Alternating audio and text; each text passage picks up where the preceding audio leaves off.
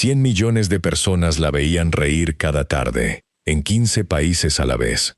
Ninguna de ellas imaginaba que, cuando se apagaban las luces del estudio y el aplauso quedaba atrás, esa misma mujer entraba en el cuarto de su hijo, se acostaba en su cama, hundía la cara en uno de sus suéteres y lloraba hasta quedarse dormida. El suéter olía a él, y oler a su hijo era, algunas noches, lo más cerca que ella conseguía estar de él. Afuera, en la pantalla, era la reina. La llamaban la Oprah de los hispanos. Su nombre coreado por el público en pie, su melena rubia, su carcajada enorme, entraban en más casas de habla hispana que casi cualquier otra cara de la televisión. En México la veían por el canal de las estrellas, y cuando sus temas se pusieron demasiado atrevidos para ciertos grupos, la pasaron al Canal 9 y la siguieron viendo igual. Hablaba en voz alta de lo que en muchas casas se decía en susurros: el SIDA, la homosexualidad, el abuso, el sexo. Le abrió la boca a una generación entera. Pero mientras levantaba uno de los imperios mediáticos más grandes que ha tenido el español, en la otra habitación de su vida crecía una factura. Hoy vamos a abrir ese expediente, capa por capa, para contestar una sola pregunta. Cuando alguien sube tan arriba, ¿quién se queda abajo? ¿A quién dejó atrás para llegar hasta ahí? ¿Y quién terminó pagando la cuenta de verdad? Para entender ese precio hay que mirar hacia atrás, a cosas de su vida que casi nadie pone una junto a otra. El imperio que ella construyó no fue el primero de su apellido. Los Saralegui ya habían levantado un imperio gigante una vez, y una vez lo habían perdido entero, dejando a los suyos en la ruina. Ella creció mirando ese derrumbe de cerca. Está también la noche en que su hijo, con 19 años, subió hasta el último piso de un estacionamiento con una idea terrible rondándole la cabeza. ¿Dónde estaba su madre esa noche? ¿Y qué venía cargando él por dentro desde hacía años? Llega más adelante. Y están las palabras exactas con que la cadena a la que le regaló 21 años de su vida la echó a la calle. Un despido en seco que cabe en 2 palabras que ella todavía repite con la voz quebrada. Queda una pregunta colgando desde este minuto, y no se cierra hasta el final. De todo lo que ese imperio le costó, ¿lo pagó ella sola? Porque los imperios los firma una persona, pero la factura casi nunca llega a un único nombre. Para entender el precio, arranquemos por una imagen. Un día, en el consultorio de un psiquiatra de Miami, una madre escuchó un diagnóstico sobre su único hijo varón y sintió que el piso se abría bajo la silla.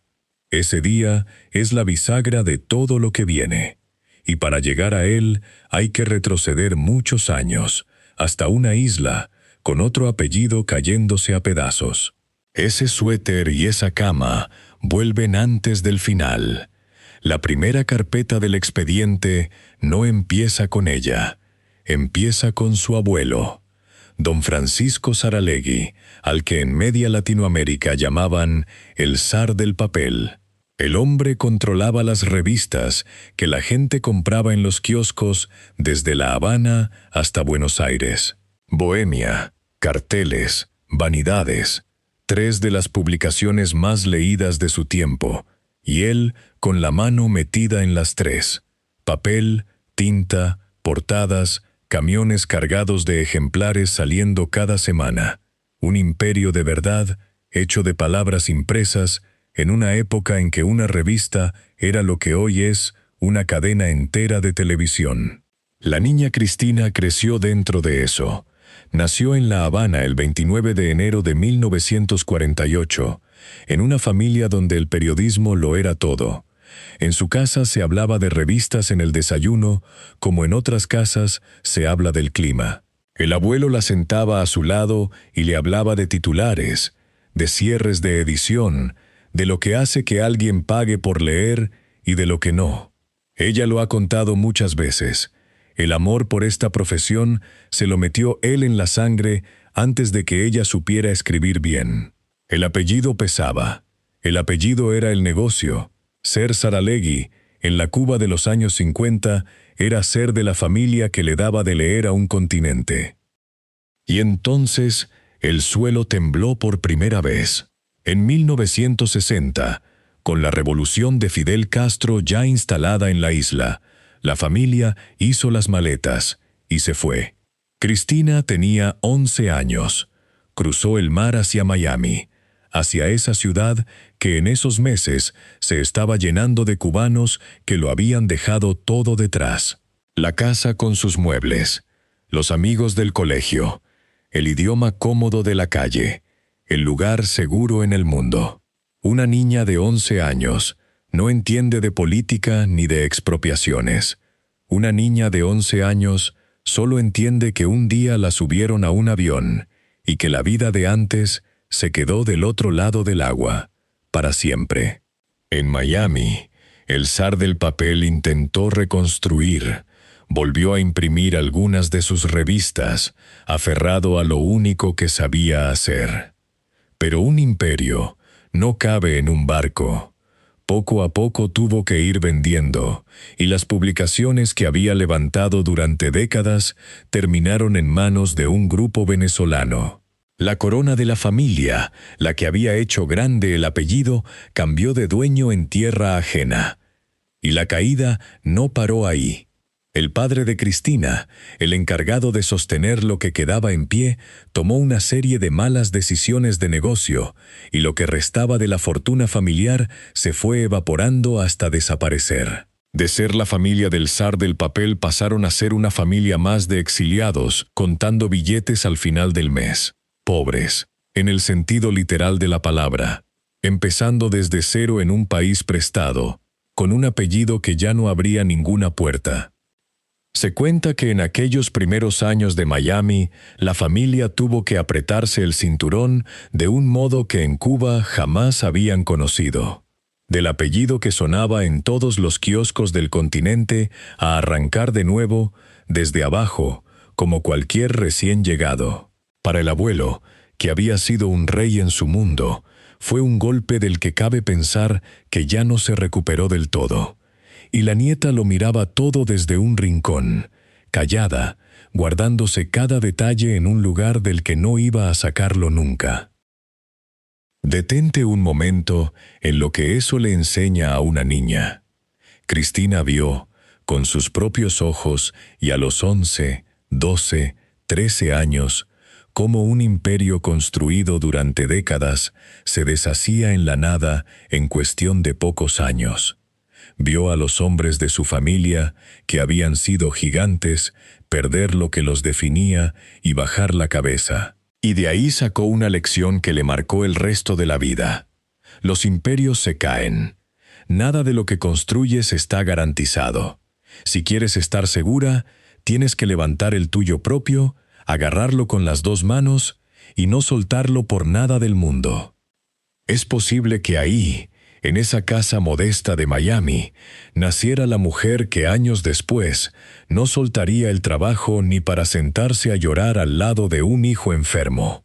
La semilla del imperio y la semilla de la trampa suelen ser la misma semilla. Lo que a una la salva de un miedo, la encadena a otro. Porque el imán ya estaba puesto, la ambición convertida en cicatriz, la niña que había visto caer un imperio. Ella misma ha contado cuánto la marcó ver a su familia perderlo todo. Iba a pasarse la vida entera levantando otro para que aquello no volviera a ocurrir.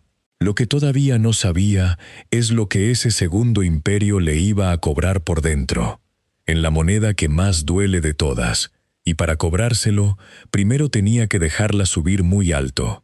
Cuanto más alto, más grande la caída. Así funcionan estas cosas. Subió despacio, con las uñas. En 1973, una beca de la revista Vanidades le abrió la puerta.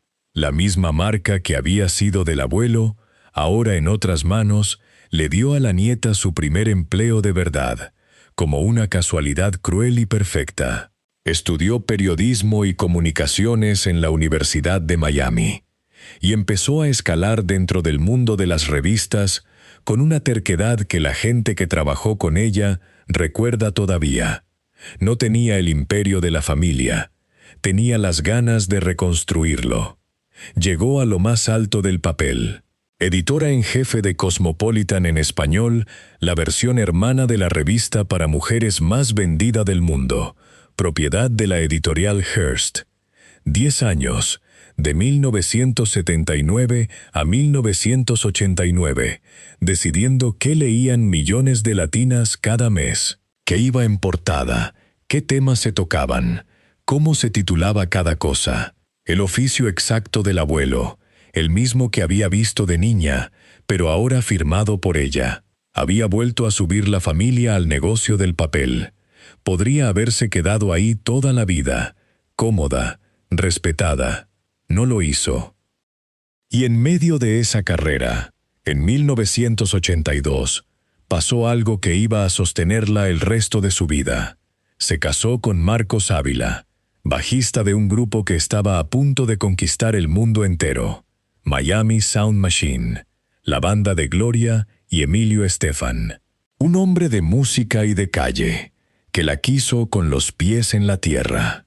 Cada uno traía una hija de un matrimonio anterior, así que la casa se armó como se arman muchas casas latinas, con hijos de aquí y de allá, aprendiendo a ser hermanos. Ese nombre, Marcos, hay que retenerlo, porque cuando todo lo demás se venga abajo, va a ser él quien la agarre del brazo antes de que toque el fondo. En 1989, Cristina dio el salto que lo cambió todo. Renunció a la revista, a lo seguro, a lo conocido, y aceptó una locura: presentar y producir su propio programa de entrevistas en una cadena de televisión en español que todavía era pequeña y soñaba con crecer. Univisión. El programa se llamó, sin más vueltas, con el nombre de ella, El Show de Cristina. Y explotó. Nunca hubo nada parecido en la televisión hispana. Cristina se sentaba frente a su público, cara a cara, y hablaba de lo que las familias no hablaban ni en la cocina con la puerta cerrada. El SIDA, en unos años en que la palabra daba miedo hasta pronunciarla, cuando muchos creían que se contagiaba con un abrazo. La homosexualidad, cuando salir del closet en un pueblo latino todavía podía costarte quedarte sin familia. El abuso sexual dentro de las casas, las infidelidades, el sexo dicho con todas sus letras, sin rodeos. Una mujer rubia, elegante, maquillada, mirando a la cámara y nombrando lo prohibido, a la hora en que la abuela estaba sentada frente al televisor. En algunos países, eso trajo problemas de verdad. En México, grupos conservadores presionaron por lo atrevido de los temas, y el programa terminó saltando del Canal de las Estrellas al Canal 9. Pero el público la siguió a donde la mandaran, porque por primera vez alguien en la pantalla estaba hablando de la vida real, la de puertas adentro, la que arde y no se cuenta. La gente no la veía para entretenerse solamente, la veía para sentirse menos sola con sus propios secretos. Para millones de latinos que vivían lejos de sus países, repartidos por Estados Unidos y por todo el continente, aquella hora de la tarde se volvió una cita fija, una voz conocida, en su idioma, hablando de cosas de su mundo. Cristina terminó siendo parte de la familia de gente que no la había visto nunca en persona. Entraba en la cocina, en la sala, en el cuarto donde se planchaba, todos los días a la misma hora. Y esa cercanía, la de sentirla de la casa, es justo lo que vuelve tan brutal el contraste con su vida verdadera. La mujer que acompañaba a millones de familias apenas alcanzaba a acompañar a la suya. Los números se volvieron descomunales. 100 millones de televidentes repartidos en 15 países. Premios Emmy, uno detrás de otro, hasta llenar una repisa. y la comparación que la acompañó para siempre, la que a ella misma le hacía gracia, la Oprah de los latinos. Pero Cristina no se quedó solo con el programa, y aquí se ve del todo la lección de su infancia. No quiso un imperio de un solo pilar, porque los imperios de un solo pilar son los que ella había visto derrumbarse. Los levantó de a varios, todos a la vez. Una revista propia, Cristina, la revista, desde 1991, con más de 160.000 ejemplares de circulación en Estados Unidos y Latinoamérica. Un programa de radio, Cristina Opina, que sonaba en cerca de 90 países. Y una empresa con su nombre, Cristina Saralegui Enterprises, con su propio estudio de televisión en Miami. La nieta del zar del papel había reconstruido, ella sola, un imperio más grande que el que su familia perdió. El apellido Saralegui volvía a estar arriba del todo, donde ella juró de niña que lo devolvería. Misión cumplida, se diría. Y sin embargo, para sostener todo aquello a la vez, Cristina se convirtió en una máquina que casi no se apagaba. Grababa los programas, revisaba cada número de la revista, salía al aire en la radio, dirigía a su equipo, viajaba de un país a otro. Los días no le alcanzaban y los estiraba a costa de todo lo demás. La gente que trabajó con ella recuerda a una mujer incansable, entregada hasta el hueso, que exigía mucho porque se exigía todavía más a sí misma. Nadie levanta un imperio de varios pisos trabajando de 9 a 5. Se levanta a costa de las noches, de los fines de semana, de los cumpleaños a los que no llegas y de las cenas en las que tu silla se queda vacía. Y esa cuenta, la de las ausencias, alguien la iba anotando en silencio dentro de la casa. Por aquel estudio pasó medio mundo del espectáculo latino. Cantantes, actores, políticos, gente anónima con historias tremendas. Y una tarde de mayo de 1994, se sentó frente a ella una muchacha de Texas, sonriente, con una risa fácil y un futuro que parecía no tener techo. Selena Quintanilla. Selena habló de su infancia, de su marido, de la música, de lo duro que era abrirse paso siendo mujer en un mundo de hombres. Fue una de las últimas grandes entrevistas de televisión que dio en toda su vida. 10 meses después, el 31 de marzo de 1995, Selena estaba muerta, asesinada en un motel de Corpus Christi, Texas, por la mujer que presidía su club de fans. Aquella risa que quedó grabada para siempre en el estudio de Cristina se transformó, de la noche a la mañana, en un fantasma. El mismo programa que servía para reír, para escandalizarse, para pasar la tarde, guardaba sin querer los últimos gestos públicos de gente que se iba a ir demasiado pronto. La pantalla lo devoraba todo, lo brillante y lo trágico, y lo guardaba en la misma cinta.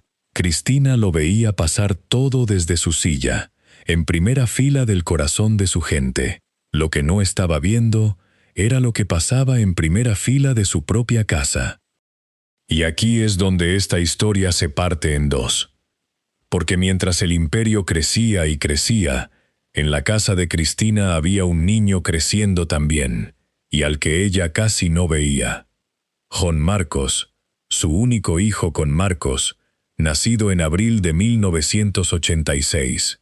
Ella lo ha reconocido con una honestidad que corta el aire, por el trabajo, por los viajes constantes, por el ritmo imposible de una mujer que grababa un programa diario, editaba una revista, hacía radio y dirigía una empresa a la vez. No disfrutó de sus hijos cuando eran pequeños. El imperio se comía las horas. Y cada hora que se le daba al imperio era una hora que se le quitaba a alguien de la casa. Las cuentas de un día tienen un límite, y ella eligió, día tras día, dársela a la pantalla. La pregunta empieza a picar justo aquí. ¿Qué le estaba costando de verdad todo esto? La respuesta llegó de golpe, y llegó por el lado más frágil de la familia. Jon Marcos creció, y algo no encajaba. Como ella misma lo ha contado en público, a los 19 años llegó el diagnóstico: trastorno bipolar. Antes de eso, según su propio relato, Cristina ya había descubierto una señal que ninguna madre quiere ver. Su hijo se hacía daño a sí mismo.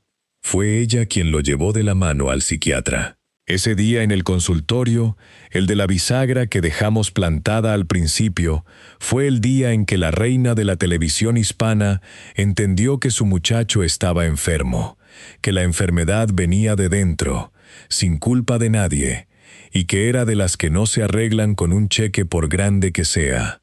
Por primera vez en su vida, había un problema que su imperio no podía comprar ni resolver. Y entonces vino la noche.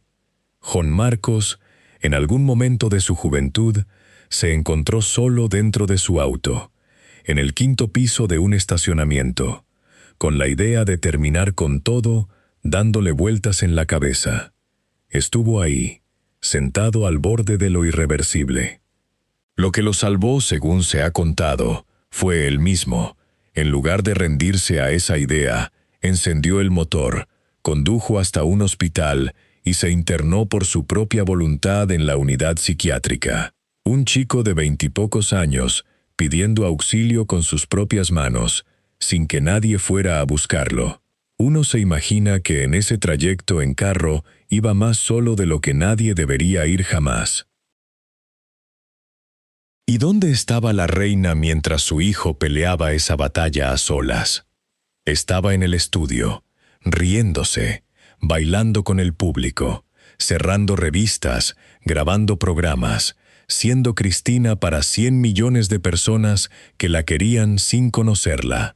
Ella lo contó después con una frase que se clava y no sale.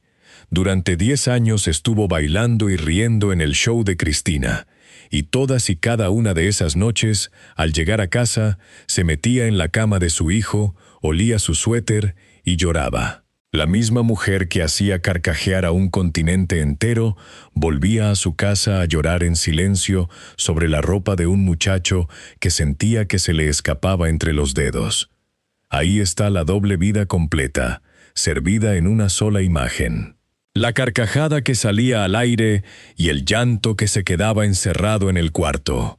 El aplauso de millones y el olor de un suéter. Nadie compró un boleto para ver la segunda parte del show. Nadie supo, durante años, que la segunda parte siquiera existía. Y el dolor, que no cabía en ninguna parte, buscó por dónde salir. Cristina empezó a beber, y no precisamente para celebrar. Bebía para anestesiarse, para no sentir el peso de un hijo enfermo y de una culpa que ella jura que no le corresponde, pero que se le metía igual en el pecho cada noche, sobre esa cama, con ese suéter en la cara. El alcohol se volvió la manera de aguantar de pie una vida que por dentro se le estaba cayendo. Hasta que Marcos, el mismo del que te pedí que te acordaras, la frenó en seco. Según ella misma ha contado, su marido la miró un día y le soltó una pregunta que le partió algo por dentro. ¿Quieres que la gente que tanto te quiere te recuerde como una vieja borracha o como una gran periodista? No hubo clínica, ni internamiento, ni programa de rehabilitación. Ella se llenó de coraje y dejó de beber por su cuenta, de un día para otro. Pero que Marcos tuviera que decirle algo así, ya dice el tamaño del pozo en el que estaba resbalando la reina, mientras el imperio, allá afuera, seguía brillando como si en esa casa no pasara absolutamente nada. Todo esto no lo inventó la prensa, lo escribió ella, en sus libros, primero en su autobiografía y después en uno que tituló «Pa'rriba y pa'lante». Cristina contó con una honestidad que pocos famosos se atreven a tener lo que pasaba de puertas adentro mientras el continente la veía reír. El diagnóstico de su hijo sus noches sobre esa cama, su propia caída en el alcohol. La mujer que se había ganado la vida sacándoles los secretos a los demás, terminó poniendo los suyos encima de la mesa, negro sobre blanco, para que cualquiera los leyera. Por eso, este expediente se puede abrir hoy, porque la protagonista dejó, con su puño y letra, las pruebas de lo que le costó su corona. Y las pruebas apuntan todas al mismo sitio. Mientras ella daba consejos a millones de familias sobre cómo hablar con sus hijos, cómo detectar una depresión, cómo no dejar solo a nadie, en su propia casa había un muchacho al que la enfermedad se le estaba comiendo, y una madre que solo podía acompañarlo a distancia, entre grabación y grabación, la consejera de todo un continente peleando, a puerta cerrada, con el problema que ningún consejo suyo alcanzaba a resolver. Este es el segundo piso del expediente, y es el más duro de leer. El imperio que ella levantó para no volver a ser nunca aquella niña pobre de Miami, para no revivir jamás el derrumbe de su abuelo, le estaba cobrando en la única moneda que no tiene devolución: las horas con su hijo, la presencia en las noches negras, la madre entera que no pudo ser porque la reina le ocupaba todo el espacio y todo el aire. Y todavía faltaba la última factura, la que vino con membrete de la cadena. La factura llegó en noviembre de 2010, y llegó por sorpresa, como llegan las peores. 21 años llevaba el show de Cristina en el aire, sin faltar casi ninguna tarde. 21 años convirtiendo a Univisión en una potencia de la televisión en español, entrando en las casas de medio continente, ganando premios, haciendo historia. Cristina tenía 62 años. Estaba a un par de años de poder retirarse como se retiran las leyendas, con una fiesta, con honores, con su gente alrededor y un último aplauso que ella misma pudiera saborear despacio antes de bajar el telón por voluntad propia. No se lo dieron. De un momento a otro, desde arriba, la cadena decidió terminar el programa. Ella lo ha contado sin una gota de maquillaje. No me fui, me botaron, me echaron, y no estaba preparada para eso. Habían cambiado las prioridades económicas de la empresa, se dijo por lo bajo. Después de darles la vida entera, no le regalaron ni siquiera los 2 años que le faltaban para salir por la puerta grande y no por la de servicio. Y aquí están las 2 palabras que prometí en el primer minuto, las que ella todavía repite con la voz quebrada cuando le preguntan. No dice, me votaron, dice, nos votaron, en plural. Porque detrás de Cristina, sosteniendo el imperio con ella, había unas 30 personas, productores, camarógrafos, empleados que llevaban años a su lado, gente que dependía de ese programa para comer, para pagar la renta, para mantener a sus propios hijos, su otra familia.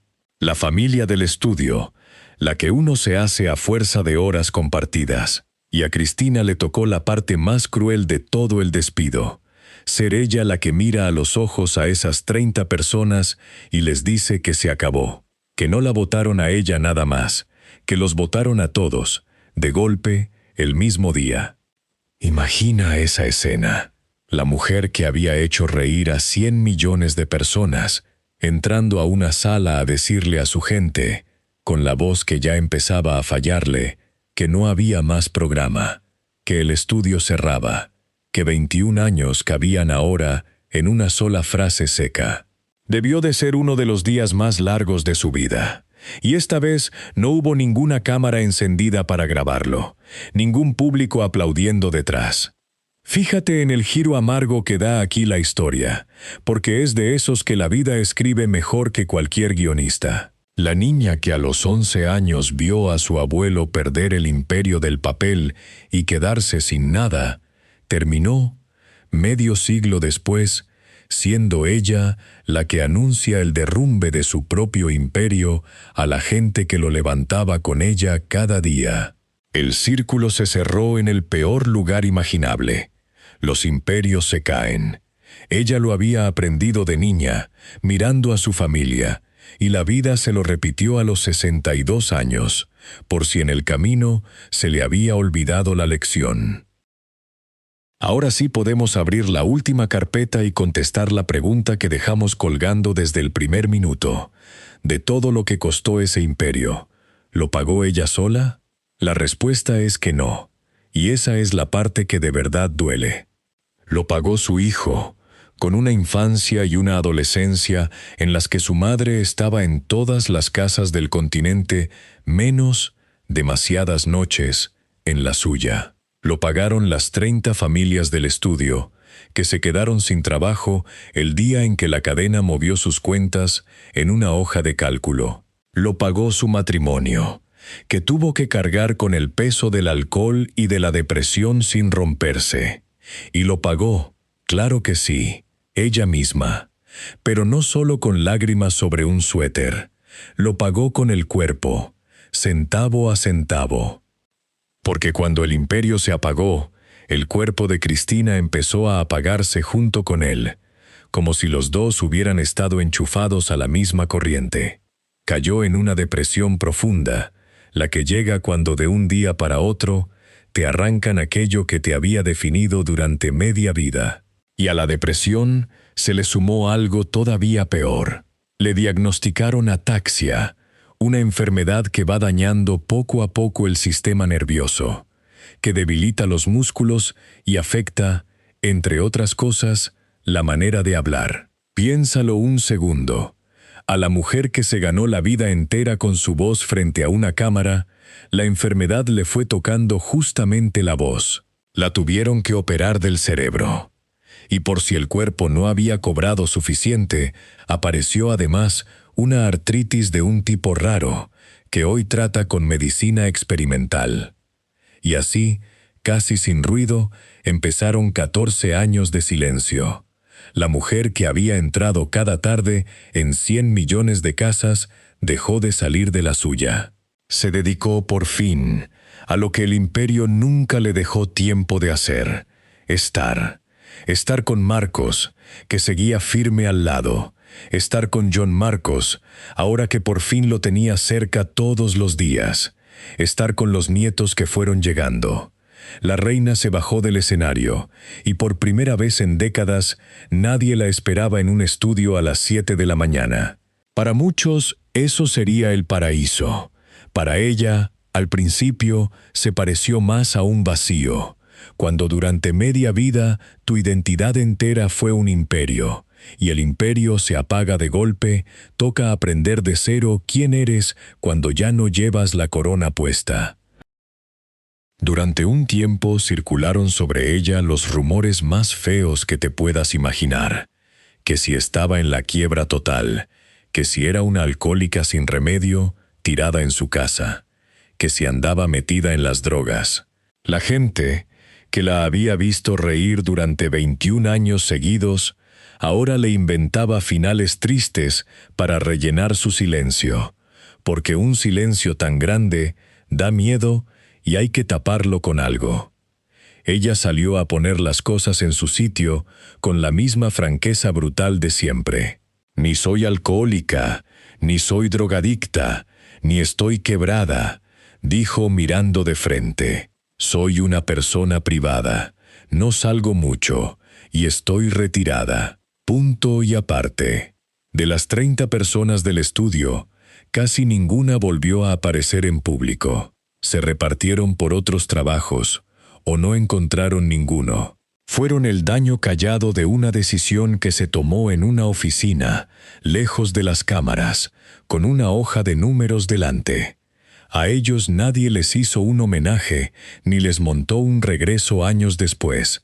A ellos solo les tocó el portazo, el mismo día, sin aviso.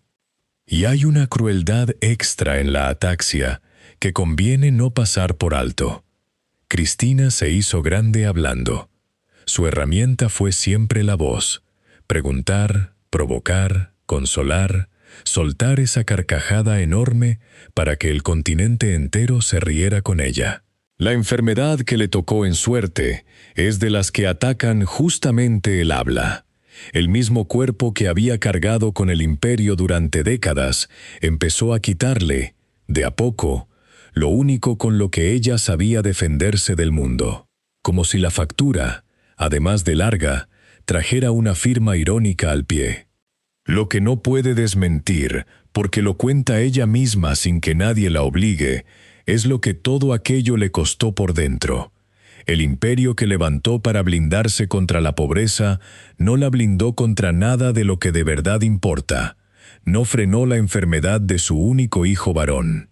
La botella se la llevó igual, hasta que Marcos la sacó a tiempo. El día en que la echaron llegó lo mismo, con imperio y todo detrás, y su cuerpo se fue rindiendo pieza por pieza sin pedirle permiso a ninguna de sus revistas. Tenía un imperio entero, con televisión, radio y estudio propio, y ninguna de esas columnas servía para sostener lo único que ningún imperio del mundo puede comprar. Y sin embargo, si le preguntas hoy, ¿qué salvó de todo aquel incendio? Cristina no te señala los premios Emmy, ni las portadas, ni los 100 millones de espectadores que un día corearon su nombre. Te señala una cama, la de su hijo, porque John Marcos sobrevivió a aquella noche del estacionamiento, sigue vivo, y hoy vive con ella bajo el mismo techo. La madre que durante 10 años solo conseguía estar cerca de él, oliendo un suéter en la oscuridad, ahora lo tiene al lado, todos los días, para verlo despertar. El imperio se cayó, como se caen todos, como se cayó el de su abuelo. El muchacho, no. De todo lo que ella construyó y perdió en esta vida, lo que quedó de pie fue justo aquello que estuvo a punto de perder mientras miraba para el otro lado. 15 años después de aquel despido, en junio de 2025, pasó algo que nadie vio venir.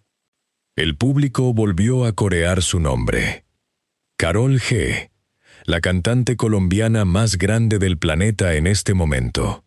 Una mujer que de niña veía el show de Cristina sentada en el suelo de su casa, puso una sola condición para dar una entrevista: que fuera con Cristina, y que fuera en su viejo programa, en esa silla. Univisión, la misma cadena que la había votado 15 años antes, no tuvo más remedio que montar una edición especial. Y Cristina, a los 77 años, con su ataxia a cuestas y su melena rubia intacta, se volvió a sentar en el mismo lugar desde el que había hablado con medio mundo. El programa arrasó, dominó el horario estelar como en sus mejores tiempos, igual que si no hubieran pasado 15 años.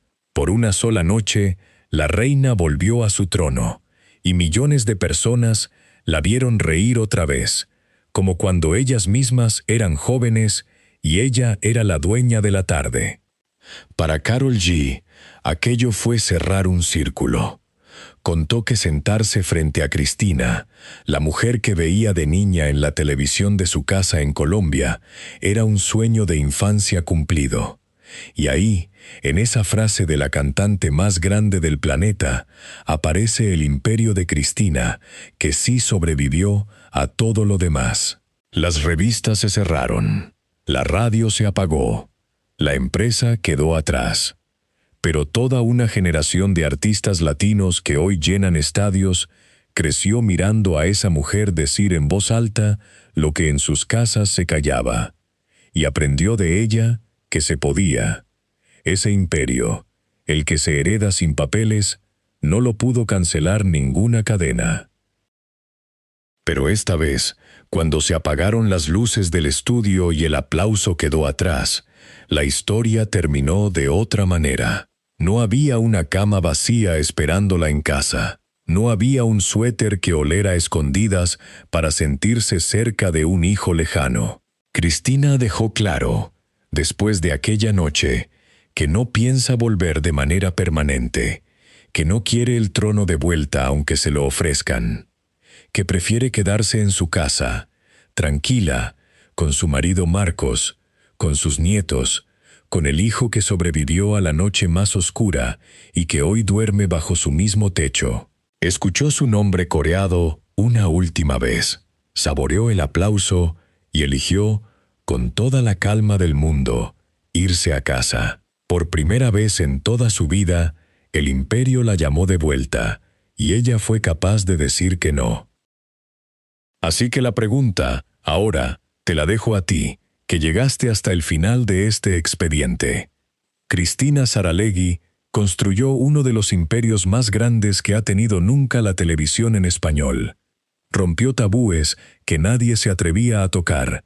Le dio voz a millones de personas que se sentían solas. Reconstruyó ella sola el apellido que su familia había perdido en el exilio. Y lo pagó con años que no volvieron. Las noches en el cuarto de su hijo, las 30 familias del estudio que se quedaron sin nada, su salud, su voz. Levantó un imperio entero para no volver a ser jamás aquella niña pobre que vio caer a los suyos, y el imperio le cobró, con intereses, exactamente aquello que ningún dinero del mundo puede devolverte. Su abuelo perdió un imperio y se llevó esa herida callada hasta el último día. Ella perdió el suyo y por el camino estuvo a punto de perder algo mucho peor que un imperio. La diferencia entre los dos es que ella alcanzó a darse cuenta a tiempo. Por eso, cuando la corona volvió a llamarla a los 77 años, ya sabía perfectamente qué valía la pena guardar y qué se podía dejar ir. Entonces, dime tú, ¿valió la pena? ¿Se puede llegar tan arriba sin dejar a nadie atrás en el camino? ¿O el precio de todo trono, tarde o temprano, siempre lo termina pagando alguien que ni siquiera pidió subir? Piénsalo con tu propia vida en la mano. Y déjame abajo, en los comentarios, ¿a quién dejaste tú atrás? ¿O a quién dejaron atrás por ti, para llegar a alguna parte?